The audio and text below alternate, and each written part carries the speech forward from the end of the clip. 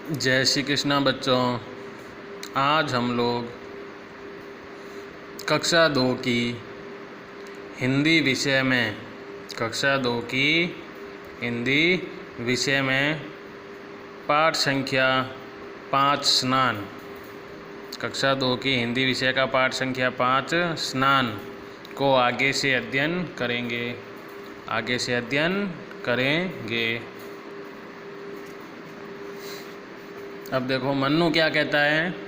जीजी, कभी कभी हमें नदी, तालाब, बावड़ी पर नहाना पड़ता है।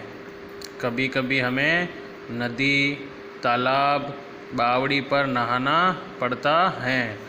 तब किन किन बातों का ध्यान रखना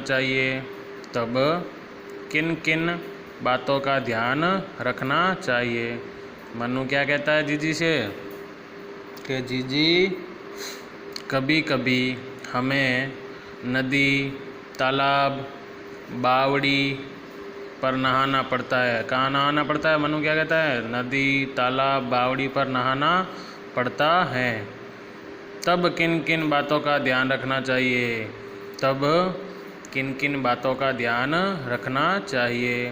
तो जीजी क्या कहती है? तब ये ध्यान रखना चाहिए कि पानी अधिक गहरा ना हो, स्नान करने वाले को तैरना भी आता हो। ठीक है, तो इसका मतलब क्या हुआ बच्चों कि हमें जो है नदी, तालाब, बावड़ी पर तभी नहाना चाहिए जब हमें तैरना आता हो और पानी अधिक गहरा नहीं हो। ठीक है ना बच्चों? तो जीजी यही कहती है कि जब तालाब, नदी, बावड़ी पर नहाते हैं तो इस बात का ध्यान रखना चाहिए कि पानी अधिक गहरा ना हो और स्नान करने वाले को तैरना भी आता हो। ठीक है बच्चों? फिर आगे क्या कहता है? मन्नू उठने ही वाला था कि जीजी ने उसे कहा। अब इतनी बातचीत के बाद जैसे ही मन्नू उठने ही वाला था कि जीजी ने उसे कहा, एक बात और सुनते जाओ। यह याद रखना कि स्नान से शरीर ही स्वच्छ नहीं रहता, मन भी प्रसन्न रहता है। जीजी क्या कहती है? जब मन्नू और जीजी आपस में स्नान पर बातचीत कर रहे होते हैं तो मन्नू जैसे ही उठने लगता है तो जीजी क्या कहती है उसको कि जीजी ने कहा कि एक बात और सुनते जाओ। क्या बात? यह याद रखना कि स्नान से शरीर ही स्वच्छ नहीं रहता बल्कि मन भी प्रसन्न रहता है। कि स्नान से खाली शरीर साफ नहीं होता, उससे मन भी प्रसन्न रहता है। और हम कभी दुखी नहीं होते हैं। अतः स्वच्छ शरीर और प्रसन्न मन। ठीक है, क्या कहती है जीजी कि स्नान करने से खाली शरीर ही स्वच्छ नहीं रहता, मन भी प्रसन्न रहता है और हम कभी दुखी नहीं होते। अतः स्वच्छ शरीर और प्रसन्न मन। अगर स्नान करोगे तो क्या होगा? स्वच्छ शरीर रहेगा और प्रसन्न मन रहेगा। ठीक है बच्चों? वापस देखो एक बार। मन्नू क्या कहता है जीजी से? जीजी, कभी कभी हमें नदी, तालाब, बावड़ी पर नहाना पड़ता है। तब किन किन बातों का ध्यान रखना चाहिए? मन्नू क्या कहता है जीजी से कि जीजी, कभी कभी हमें नदी, तालाब, बावड़ी पर नहाना पड़ता है। तब किन किन बातों का ध्यान रखना चाहिए? तो जीजी क्या कहती है?